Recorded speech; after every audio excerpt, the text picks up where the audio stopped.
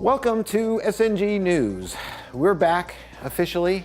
We've had a lot going on the last couple of weeks that kind of made it so we couldn't do one last week.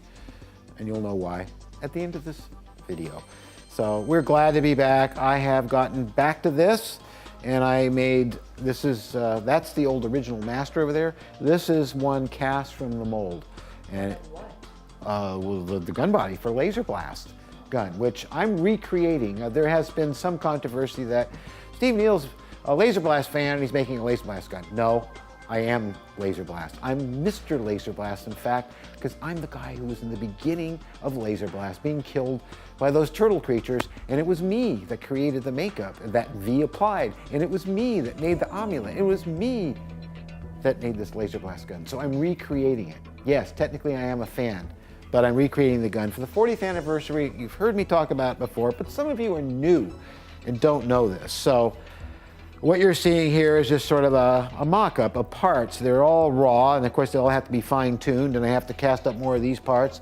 I took apart my old tricorder, which was actually used in the film, the parts from it, and I replicated those parts, and you can see I have the beginnings of the various configurations of this bizarre gun.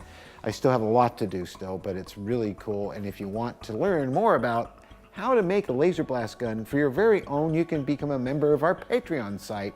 And for $3 a month, 10 cents a day, you can learn how one makes props and makeup and all that kind of stuff. And this is covered in there to our subscribers. Now, you know, a few weeks ago, I finally finished the Aquila glider that I built from scratch, and we flew it at the Bluffs, and it was a beautiful flight, and it was really, really thrilling. I've had this one for about 3 years, and this one I didn't build from scratch. This is one that I bought and assembled, and we're gonna be flying this probably next weekend. It's a great deal heavier than, actually it's not that bad, so it's gonna need a lot of lift, but I'm looking really forward to it. And upstairs, I'm building another glider, but this one is, again, is sort of from scratch. Let's go take a look. And here it is. This is a 1947. I believe that's what it was created by Berkeley Plans.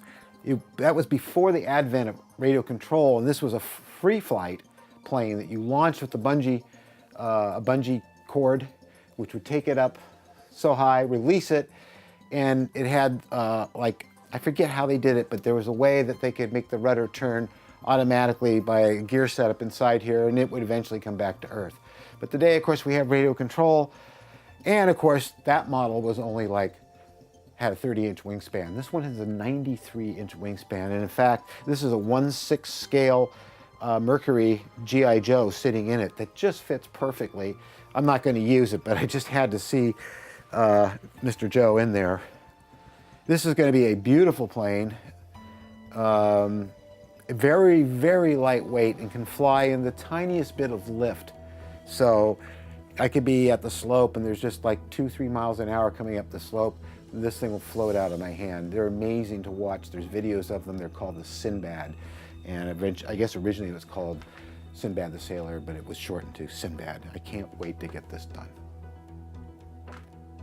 And of course, next week, as always, we have our podcast that Mary and I do, and we're gonna have Rick Stratton next week. So we'll be chatting with Stratton, my old friend who worked on Alien Nation. It was his show, doing the aliens for that. He also worked on V and many, many other great films. Fright Night,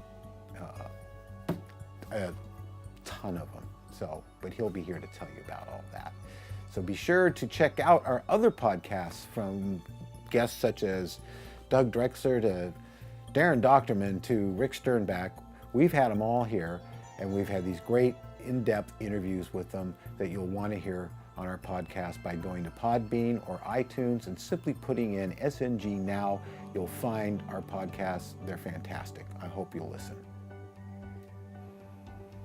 I also want to tell you about But Something Is There. Now, you've heard me talk about it before. Yeah, you know, it's finished. We finally did the whole darn pilot, all 54 minutes of it, and we want to make more. We financed the first one ourselves. Mary, myself, Paul Gentry, John Catalano, We all put our money and a lot of it into making this production, and now that it's finished, we've been screening it and showing it around town and getting good feedback. But now we're trying to raise money to do the next episode, and we have an Indiegogo campaign. Now, I'm not going to put up the link, it's huge, it's long. All you have to do is go to Indiegogo and type in, "But something is there," and it will take you right to this. And I'm telling you, $1, $5, $20, whatever you can spare is going to help us put all our friends back to work and allow us to do what we love to do the most, and that's make film. And plus you'll be part of something that's really quite unique, because unlike X-Files and other shows done on the subject matter, this one is done by someone who has experiences with the UFO phenomenon, myself, and has all my life.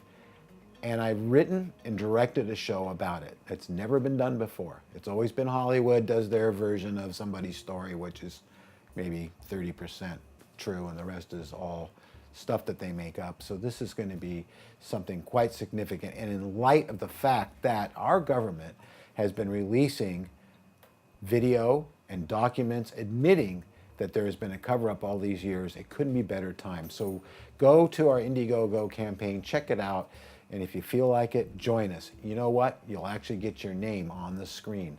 Anyone who donates $25 and up gets a screen credit, a thank you, on the next episode. That pretty much wraps it up, but we have a couple of things to talk about. Last week was a pretty trying week for us. And when I say us, I mean for Rosie, for Mary, and myself.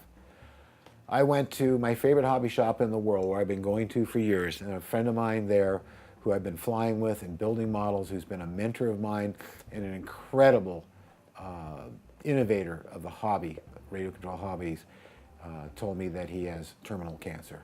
And he was working at the hobby shop still. That's the kind of guy he is. He would never give up working. He won't give up, even though he's been told he's terminal. He says he's going to beat it. You know what? I think he will, because that's how tough Tony is. And I know some of you will know who I'm talking about. His biggest concern in all of this is that he might not be able to continue teaching people and children how to fly airplanes. And that's pretty amazing. In addition to that blow, we had to put to rest Xena, the Princess Warrior, Rosie's pal. And we did that last week.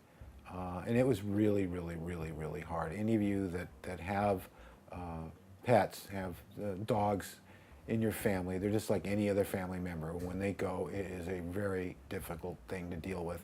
And I've dealt with it many, many, many times in my dog-loving career. But, you know, I always come back.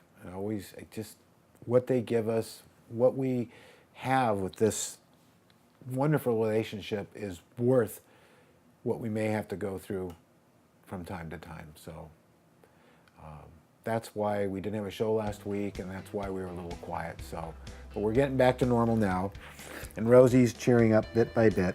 Really, she is. So anyway, guys, that was it for SNG News this week, and we'll be back next week as usual. It's going to be a great week. We had a good one this week, and we love you a whole bunch. Thanks for watching.